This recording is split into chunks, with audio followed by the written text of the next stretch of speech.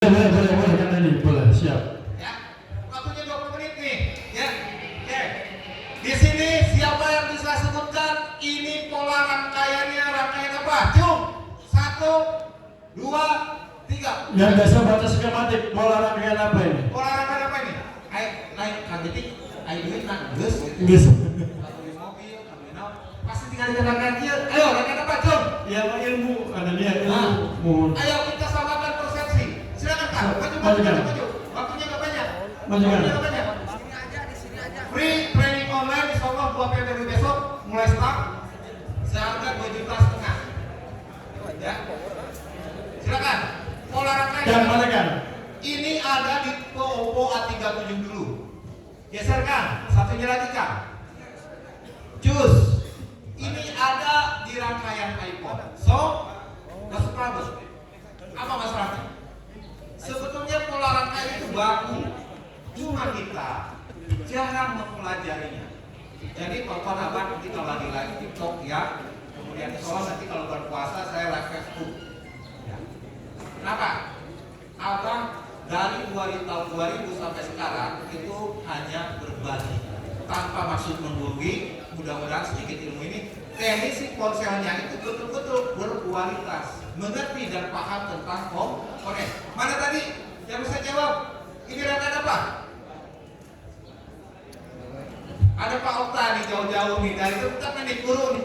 Pak Okta nih, alumni saya juga ini. Tahun 2000 berapa Pak? 19. Hah?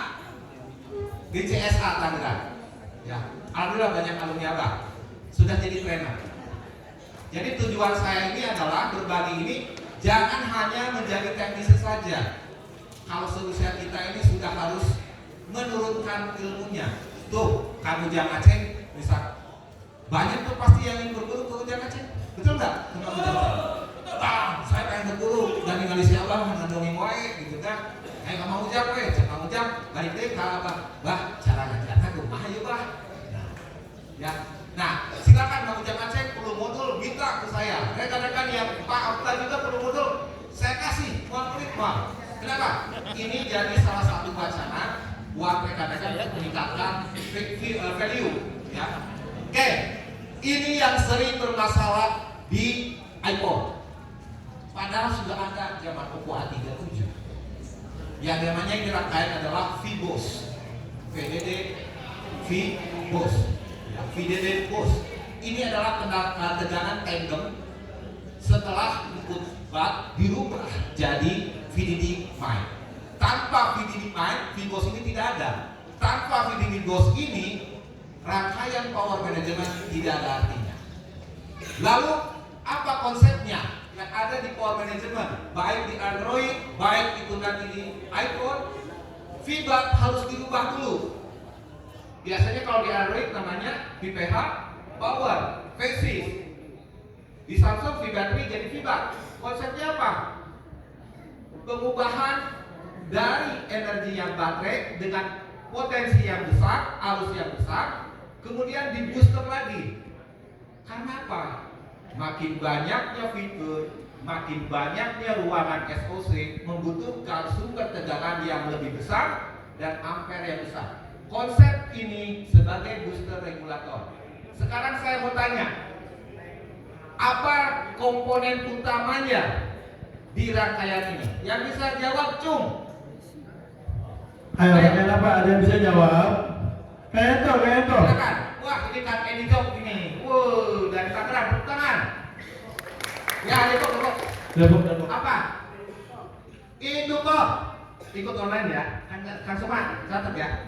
Free, betul, itu kok. Banyak teknisi yang bilang komponen utamanya adalah IC dan yang sering kena fitnah juga IC. Sautak seletik, tengah cas, ganti IC. Sautak seletik, ganti IC. Padahal IC ini hanya sebagai switching. Apa itu switching? Sebagai saklar, pembuka, penutup. Kapan harus terjadi buka tutup, arus dan putarannya. Sementara komponen-komponen yang banyak disiksa itu adalah komponen pasif. Siapa yang bisa menyebutkan komponen pasif? Cung, online training. Seharga 2 juta setengah. Baik dong. Ya. Kapasitor cukup 1. Resistor? Ada banyak sih sebenarnya. So, Ada kapasitor, ada rangkaian resistor, ada induktor, ya. ada So, dan sini cara. untuk Nah, misalkan apa? nama Saya Yanto Dari? dari Majalengka. Majalengka, oke, ikut online ya. Silakan nanti kirimkan ke Kang Sukma langsung mulai besok. Luar biasa. Bang Eri bagi-bagi training online. Ingat kan, komponen pasif itulah sebetulnya yang nanti akan banyak menderita. Logika sederhananya apa? Arus adalah aliran atau muatan listrik yang bergerak. Di mana-mana yang paling nanti banyak bermasalah adalah komponen yang mengatur pergerakan arus. Pertama, tolong nanti disamakan persepsinya ya kalau nyebutan komponen pasif urutan. Pertama, resistor. Kedua, induktor. Ketiga, kapasitor. Kenapa harus diurut? Ini kebanyakan yang belajar, ini maaf juga nih, banyak yang membuka training, mengajarkan ke siswanya, itu komponen yang pertama dikenalkan selalu resistor. Padahal kalau untuk smartphone, ini masukkan saja, tolong perkenalkan komponen yang pertama kali untuk diperkenalkan adalah dioda. Dioda berkembang menjadi transistor. Transistor berkembang menjadi IC. Jadi kalau menyebutkan komponen aktif mulai dari mana? Harus berurutan. Dioda, transistor, IC. Kalau untuk komponen pasif, resistor, induktor, kapasitor. Kenapa? Karena itu tadi yang diatur adalah pergerakan listrik. Resistor pertama kali disebut, kenapa? Karena yang namanya arus butuh penghantar. Setiap penghantar punya nilai resistansi. Makanya ada logam di handphone, ada kuningnya, ada timah, ada tembaga. Ya, padahal Indonesia kalau bikin handphone sangat memungkinkan sekali. Apa bahannya? Emas. Ya, di Irian ada emas. Di Jawa banyak ya kan? Ya, emas polikin, emas sobirin. Jadi Indonesia harusnya bikin handphone nih. Ya, yang pertama resistor. Kenapa? Karena yang namanya arus listrik butuh penghantar. Penghantar punya nilai resistansi. Komponen yang melakukan hambatan adalah resistor. Ada ini alumni saya nih, Arul Ulum dari Kalimantan. Ya, kemudian induktor. Nah di sini komponennya induktor. Ada yang bisa jelaskan kenapa induktor malah di sini yang jadi komponen utamanya? Cuk. Terus kami tawaran hijige. Ayo siapa? Silakan kan. Menaikkan arus. Silakan tulis nanti hubungi Kang Sukma. Saya kasih 5 peserta. Cekat waktunya.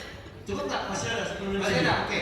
Sebelum menaikkan ini. Fungsi dari induktor di sini bukan menaikkan arus. Konsep dari induktor adalah ketika induktor tersebut dialiri arus, maka induktor akan mengubah energi listrik arus itu menjadi energi yang istilahnya dia harus melipat gandakan. Kenapa saking cepatnya arus masuk ke induktor? Ada medan induksi magnet. Dan itu yang harus di storing ke siapa? Ke kapasitor. Coba nanti buka lagi skematiknya. Apapun itu skematiknya. Setelah induktor selalu ada kapasitor dengan ukuran besar. Karena energi yang sudah lewat induktor itu harus distorkan. Kalau tanpa nih, buat yang kasusnya handphonenya restart, hang logo sudah di flash, masih tidak sembuh, coba lihat IC power yang konsepnya menggunakan bak regulator. Ada induktor, ada kapasitor. Periksa itu langsung. Kenapa? Rata-rata kapasitor setelah induktor ini mengalami leak, kebocoran, drop tegangan.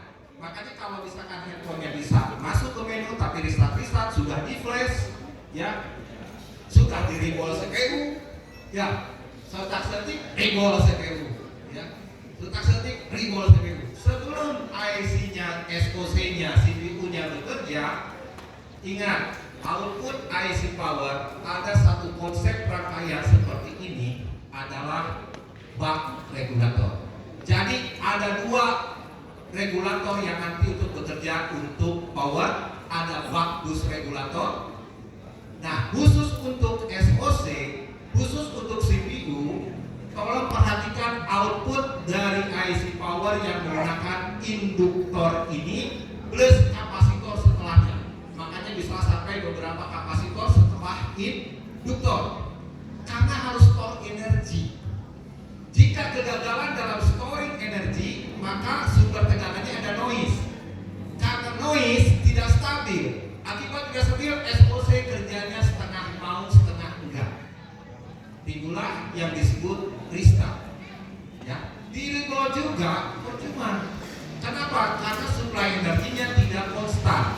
Maka nanti rekan-rekan tolong induktor dan kapasitor berdampingan seperti ini adalah produknya untuk menghilangkan noise.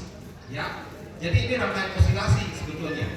Oke, yang keempat door price-nya. Setiap regulator membutuhkan satu jalur perintah untuk bekerjanya. Jalur apa itu? Igo. Hah? Enable, silakan nanti ke Kang Sukma. Yang tepuk tangan tuh buat Igo. Ya, oleh-oleh Kalimantan ini, ya. Enable itu adalah perintah yang harus diadakan sebelum regulator ini bekerja.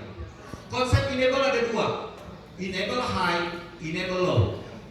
Kalau kita lihat di sini, kaki enable-nya, siapa yang bisa jawab?